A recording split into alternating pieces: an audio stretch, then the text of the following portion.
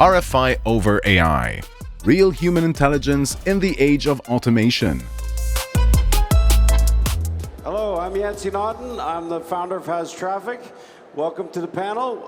You've probably been hearing a lot of the same comments and back and forth in previous panels, but I think we're going to give it a more interesting twist as well.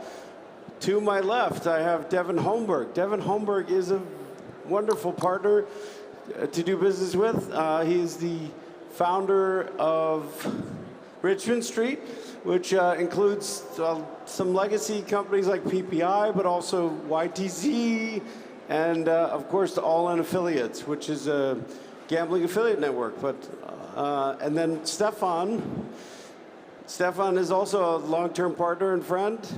Has contributed a lot to the dating space in the past and the affiliate management space, and currently is a funding partner of Cat Stats. Very easy, like the animal that is catching the mouse. Cat Stats, which is a tool for AI. So that's why I invited them both here today.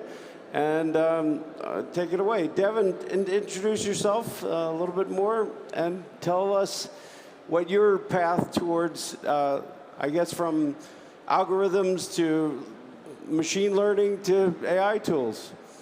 Sure, right. So like Yancey said, I'm Devin, founder of Richmond Street.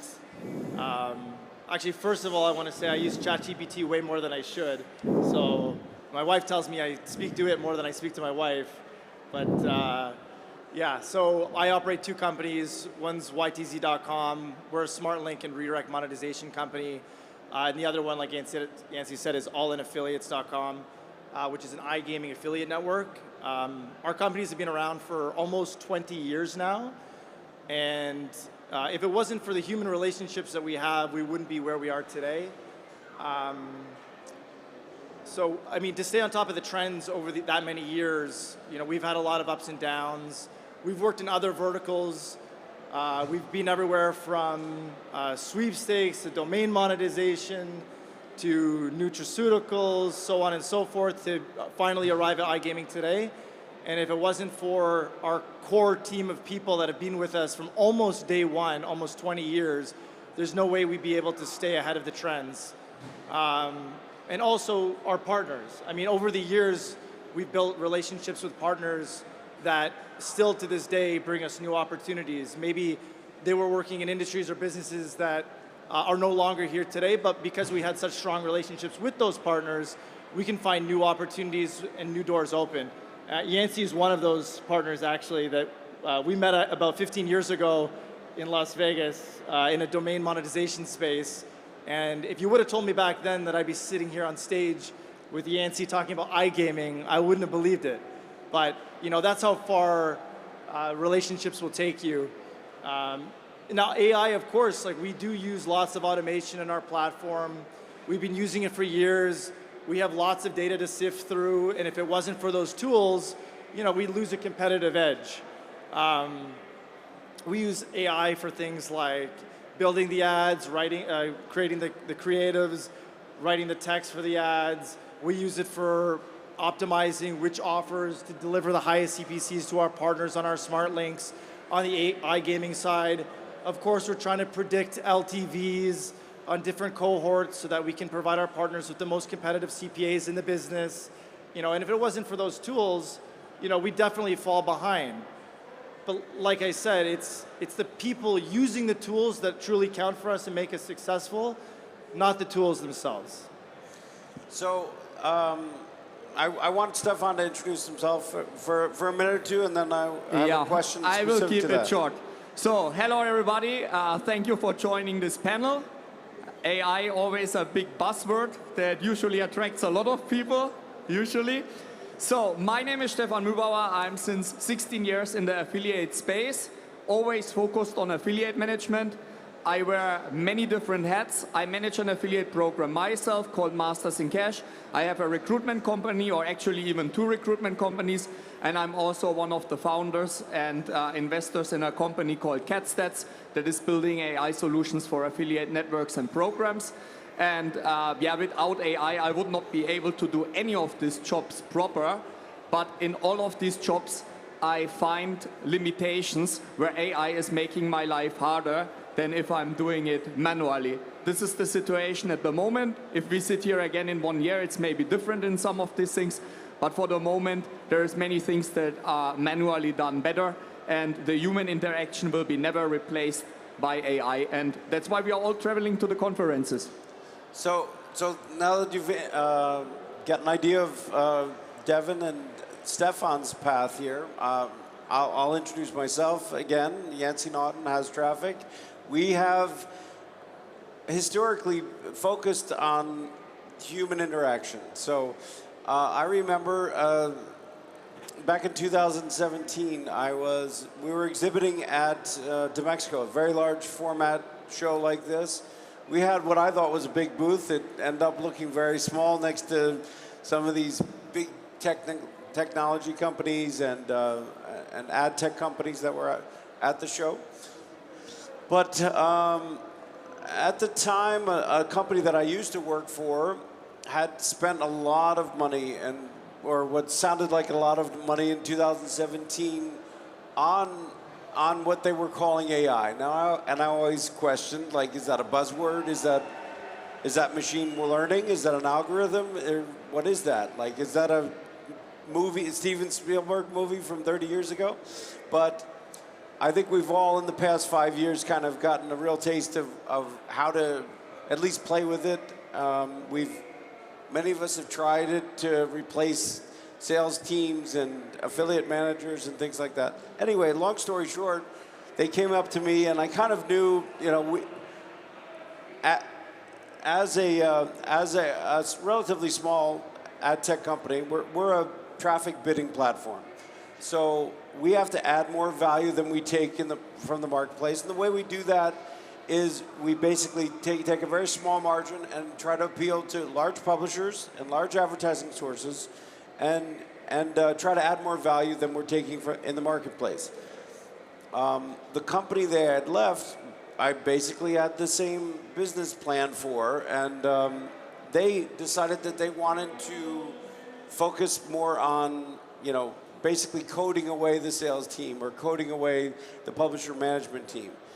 And they were there with a video crew, and they asked me to do an interview. And during the interview, I kind of had an idea that I was going to get a couple questions about AI, and so they got to that point in the conversation because they had invested so much money in what they were calling AI for this company that they kind of wanted to see, you know, kind of flex maybe a little advantage over companies that hadn't spent the money. From my perspective, I was looking at, like, how can you spend enough money on AI that someone is not going to reverse engineer whatever you're doing and do it a little bit better. Just to me, it's the kind of technology that if somebody's already invested in it.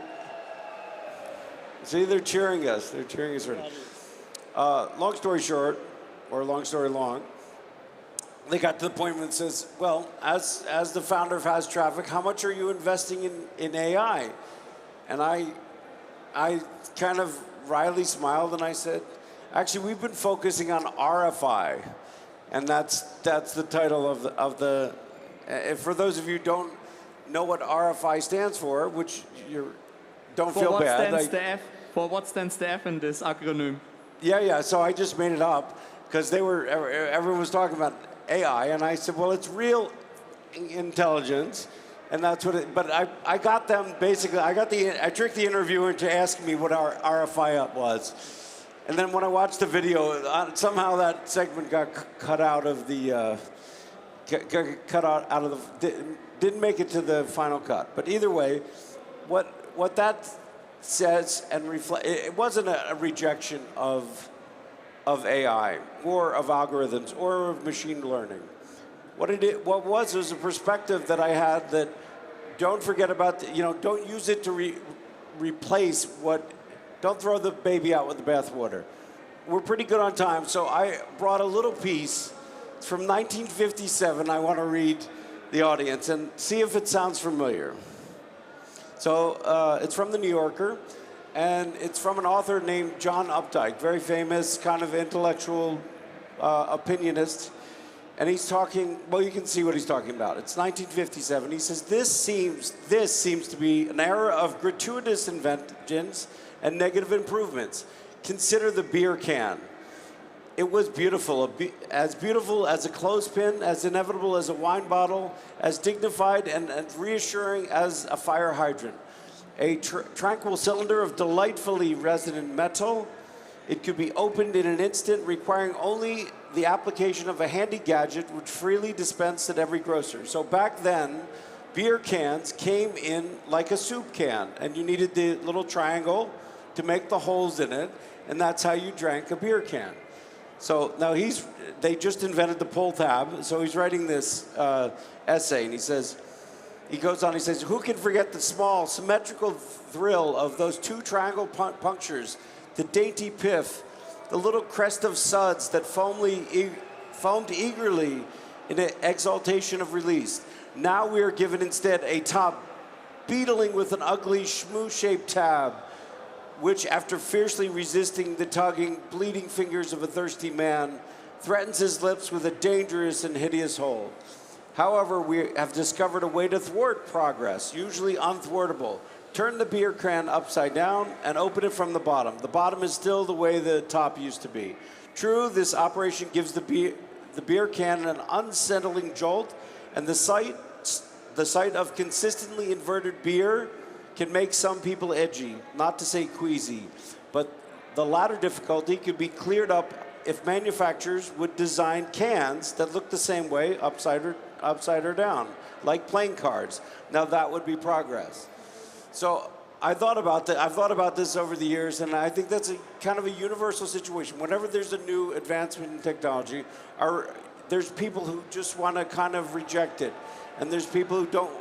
Even if they're smart enough to see the utility of it, they're like, yeah, but I liked it that way. I liked it that way.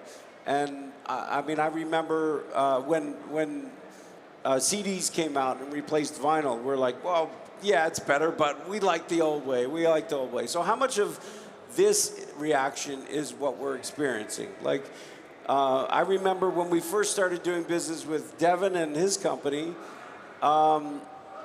we were doing a lot of manual campaigns that had publisher managers, had advertiser managers, had bid optimization.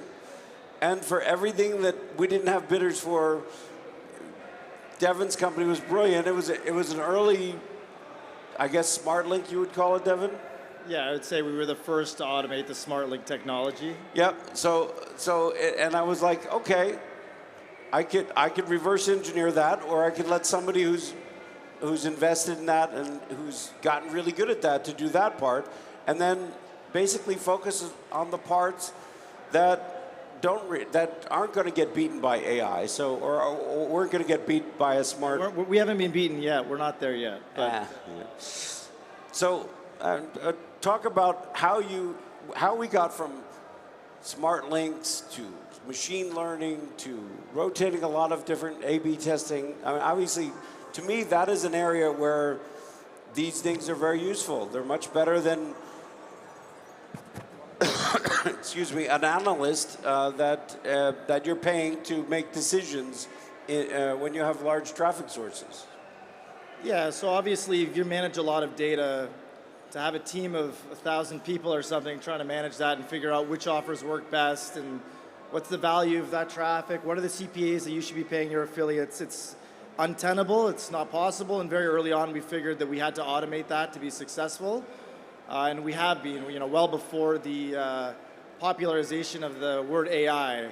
It's changed a lot because a lot of those manual rule-based algorithms that we have in place have now morphed into kind of a hybrid with machine learning and complicated algorithms that even data scientists don't understand what they're doing. At the end of the day, we have to utilize that to manage the traffic and get the best results, right? And at the margins, it makes a big difference. But going back to what I said earlier, is that's not what drives the company forward. We're still very dependent on those human relationships to open up those doors to provide us with new opportunities. So if you think you're going to start a company or manage a team and rely completely on AI, I think that's probably folly. Yeah. So, do you agree? I mean, obviously you're taking the contrary position because you're investing in a stats company that is basically using AI to help make these decisions. Yeah, that's correct. So what I want to say first is connecting to the example that you gave with the can. Everybody in this industry is willing to adapt to new things. Yeah. If there are people in this industry that are not willing to adapt, they will be out after 3 months or 6 months or something like this. Because there is so much evolution. It's evolution in the offers, in the technologies, in the ways of working. If you are not adapting, you are eaten alive. If you are a company and if you are a worker there, you are just fired because you will suck in your job. It's simple as that. So when it comes to the mix of human interaction and AI in our company, or the one where I'm part of CatStats, it's practically an algorithm or 4 different algorithms that are suggesting the best offers for every affiliate individual.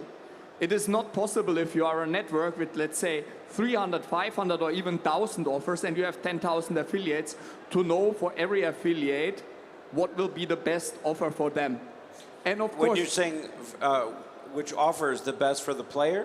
I speak about general affiliate management because I'm not working only in iGaming, and at the moment our technology is used mostly from e-com brands and from pay-per-call companies and lead e-com. Yeah. Yeah. So the thing is like this: there is no way to manually check what offer is working for which affiliate. But now comes the problem with just relying on AI. Our system is sending out this offer to every affiliate together with their tracking links. But if you are a good affiliate, you don't want to get that. You want your affiliate manager to present you the findings in person. And this is something that we didn't have. We have now the first paying clients, and they were not happy with it because they say we sent to our top partners some recommendations and maybe they have knowledge about that already and now they get just a newsletter about it. So we had to implement a system that is practically sending out only to the small partners these recommendations or to partners that they want. And for the big guys, they can export all these findings and hand it over to them. So this system is making a lot of time-saving decisions for the affiliate managers, is automatizing the work with the smaller partners, but still gives you the intelligence for the big partners. And this is, in my opinion, a very great combination between AI and human interaction. I was just about to call that RFI, because to me, RFI is taking the tools that you have, feeding the data to real people who can make real decisions that are more sophisticated than any AI is going to even learn to be. Devin? Yeah, I was just going to say, I don't think we're in disagreement. I think it's a given. You know, if you're not using technology, then you're going to fall behind. There's no question about it. You know, we have been for many, many, many years, but I've just seen it. If that's all you rely on, then you're going to fall behind because you won't have those relationships with partners that really make a difference. It makes our team more efficient. I mean, if you look at it, developers that we have, they love using AI because it helps them code, and that helps keep our team lean and efficient, and it stops us from having to hire new junior developers, and that's nice, right? But at the end of the day, it's not coming up with new ideas to, you know, grow our business 30, 40, 50%. So you said hiring. What about AI and hiring? You manage a lot of affiliate managers. Actually, there I had, in the start of my recruitment career, a very bad experience with AI. Because I selected a CRM or an ATS that was originally not AI-based. So what we could do there were to set filters to find the right jobs for the right candidates and the other way around. Then this company most probably wanted to get some investment money, some stupid VC money coming in. So what they decided is to rebrand as an AI company. And these guys took away all the manual options that I have. That is the problem. They forced me to use AI. That is the problem. If they would have added additionally AI and I can still go the old way, that would be a fantastic combination. They took all. You couldn't flip the can over and open it on the other side. They were not flipping. They flipped the entire thing around, and that was a very big problem because the AI was trained for all kinds of brick and mortar jobs, let's say, but not for our industry. It was Yeah. not understanding the difference between, let's say, that there is maybe the same thing between CPL and PPL.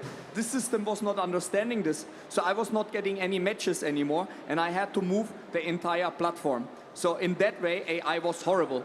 But we use AI very successful to improve CVs if our candidates are not making proper ones, or to improve job descriptions or to create job descriptions for our partners. So two things come to mind. One, as an employer, I can smell a AI CV coming like in a second. I can read it. I'm an English native speaker, and a lot of my candidates are not. So it's blaringly obvious to me when someone is using that. That is a fail in my part. If you just give, if your boss or your potential boss asks you a question or offers you a job and you provide them an AI, that is a fail. Here's the question. It can be for both of you. It could be ChatGPT or it could be in this space. What is the biggest fail that you have seen from somebody relying? To me, it's a candidate using AI to make a CV and not putting any RFI on it. What's the biggest fail you see?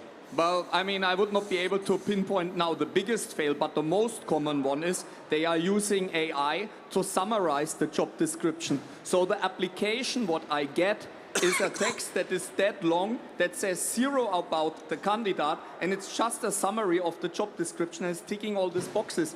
I think this is like an insult to the intelligence of me, my team, and of our clients. If you can use this to summarize something, but in the end put your personal touch and not send me what I put down on the internet to find people. That's stupid. Great answer. Devin. Yeah, I think obviously CVs is a good one because you'll get people submitting. Well, give us another one. Well, okay, so another one, obviously with our optimization, if you rely solely on what the machine learning algorithm gives you without sanity checking it first, we might have like a partner that signs up to our platform, starts sending a few players, and the machine learning algorithm wants to give them, $1,000 CPA, which if we do uncapped with them, we're going to lose $999. So, if you rely purely on the data that you're getting without spot checking it first, you're going to lose a lot of money. Okay, so we talked about the failures and kind of some interesting ones. And we talked about some good case studies as well. I was in I think, Hall 2. I walked in, and this company, I don't know if the CEO made it here, but this is AI for casinos and sports books. And what they're doing is choosing the actual games for people. So their AI, I think this is a brilliant use of it, right? This is you have a gamer, you have a whale, you have a good player, but they get bored, and what do? They go to another casino. You don't have control of that. So you have a lot of brands at your disposal. This is using the way Netflix decides what TV shows you want to watch next or what movies you want to watch next. They're doing this with the games. I think that sounds like an excellent use of AI. I don't think humans can compete with figuring out, unless it's like old school casinos from the 50s. Especially not in real time. That's the next thing. The AI is never sleeping. The AI is never ill. Yep. The AI is there when the decision has to be made, what games has to be presented. That's the same, by the way, with our tool. We do practically for affiliate management what they are doing for the players. Devin, best use of that you've seen of AI actually beating you or beating your staff? Yeah, I think what's most useful for us is actually in the iGaming space, because we do work across other verticals as well. For our cohort reports, it's pretty difficult for a human being to very quickly, after 1 or 2 weeks of data or 10 or 20 players, make an informed decision. And the signals that we use from the algorithm are really helpful, because at least it gives them a range that they can watch for to not overpay or underpay the publisher. So from my perspective,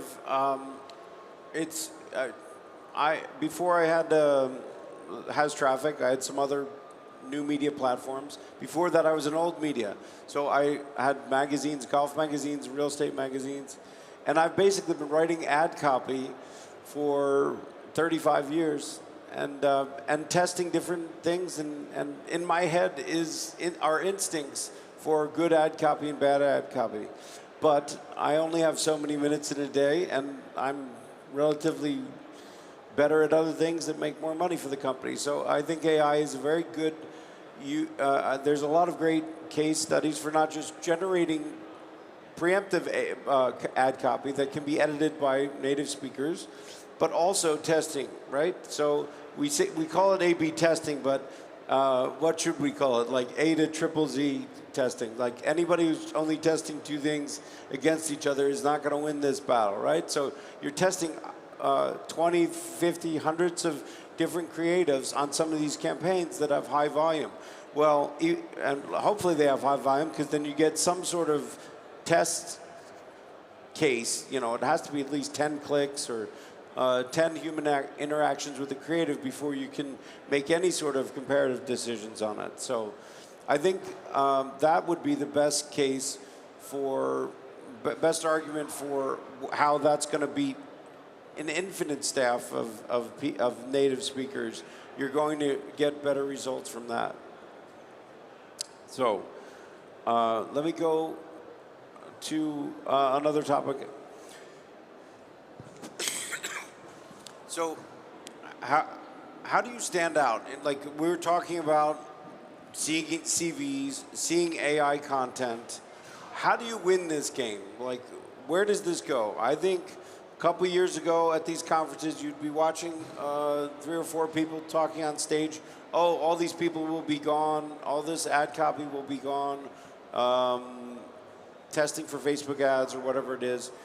But yet but a lot of us are still here. So how do you win this? Like, is it going to get won by machine learning, or is it AI, or are we going to get to the point of time where people just distrust AI, like you and I do when we see these CVs, right?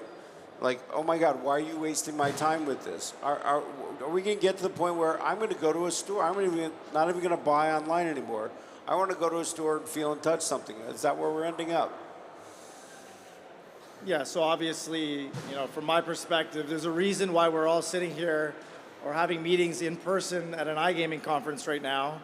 If we all remember COVID, which we may not want to, no one really enjoyed doing those meetings online, right? Like on Zoom. It was no fun at all. They didn't happen. They kept saying they were going to happen. And then like, oh, we got this virtual convention hall for you to visit.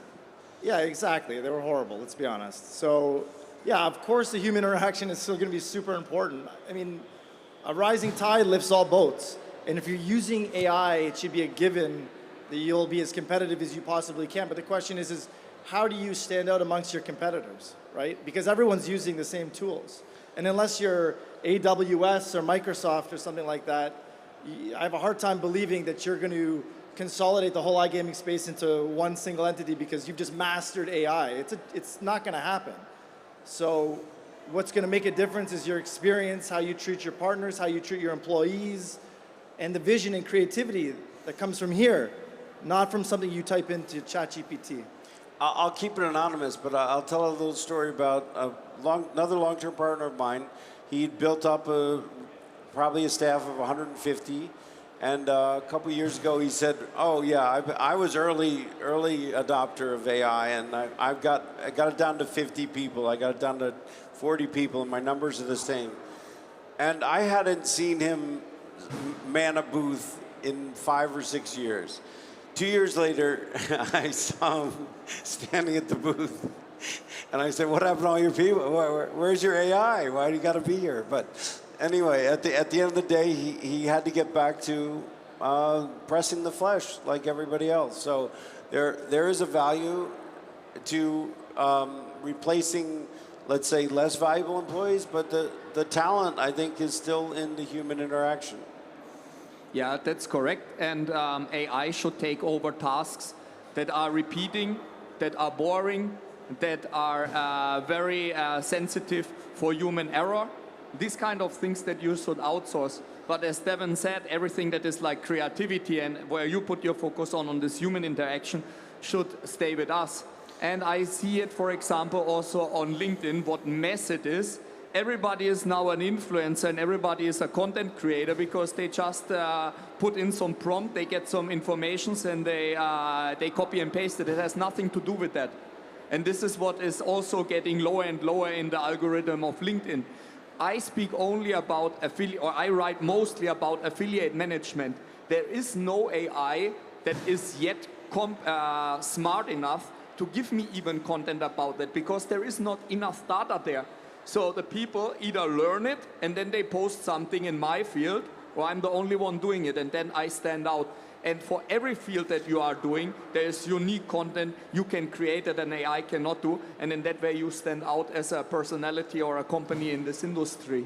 I think you're right. I think AI helped some people, some companies stand out early, but they're in a sea of similarity right now. So I think using it to make yourself stand out instead of make yourself blend in is the key. But last minute or so, we're a little bit over, but can you give us a prediction about AI? 5 years from now, what does it look like, Devin? It'll look a lot like what it looks today, 100%. Stefan, where are we going? We will still sit here in 5 years, and that's the most important thing. Yeah, well, I mean, 5 years ago, I started to doubt my path, and I thought maybe it was going to look really, really different in 5 years. And I think to some extent it does. Like, I think people who write hard ad copy, I think they lost their jobs 20 years ago to people in India and Philippines or whatever, and those people are losing their jobs to AI. But I don't think the human interaction of an affiliate management of a deal maker is going to go away. I think if I could just add one more thing. I remember we had a Christmas party probably 15 years ago, and one of our developers said to me, he said, you know, transport truck drivers, their job is gone in the next 5 years. What drivers? Transport truck drivers. He said, I heard Elon Musk guarantee that self-driving cars would take over that industry within the next 5 years. I'm sure you could find that quote somewhere. We're sitting here today, 15 years later, and I'm sure that business is bigger than ever. And of course, there's some, you know, Waymo, blah, blah, blah, but like, it's a lot of hype. It's not changing our day-to-day as much as you would have expected, at least in a short time frame. Well, maybe in 100 years. Judging from the traffic in Rome, they haven't embraced any automated driving there, but that does, you know, like all these cars, I'm driving a rental car which has a lot of this, like you could let go of the wheel kind of car, and it's fighting me all the time. And whenever one of these Roman drivers cuts me off, it lets them. So imagine a time where 75% of the taxis are automated. Who are you going to pick? Are you going to pick the automated taxi driver or the man who can just cut off every automated taxi in Rome and beat you by twice the... Well, being now in Rome with the taxi situation, I would just pick the car that arrives first after the conference party. That's the most important thing. Fair enough, fair enough. All right, do we have any of those questions that we had yesterday? They don't come up? Not for this one, but anyone have any questions for our panel? No, thank you. Next time. All right, I think we get a photo shoot. Yes. Off we go. But you're welcome to reach out to us if you want to do business with us directly. I have a booth in the back, but Stefan, Cat Stats is available online, and YTZ and Richmond Street and All In affiliates. How do we get a hold of you? YTZ.com. It's a pretty easy domain name to remember. All That's a Toronto airport, right? Yeah, our headquarters is in Toronto, Canada. But yeah, you can find us online very easily. And in my case, if you want to reach me, just check for Afpal. That's my brand, my main company. I have a lot of content out there about affiliate management, AI, recruitment. So just check Afpal on YouTube, on Instagram, and there you can find also ways to contact me. Thanks for the attention, everybody. Thank you.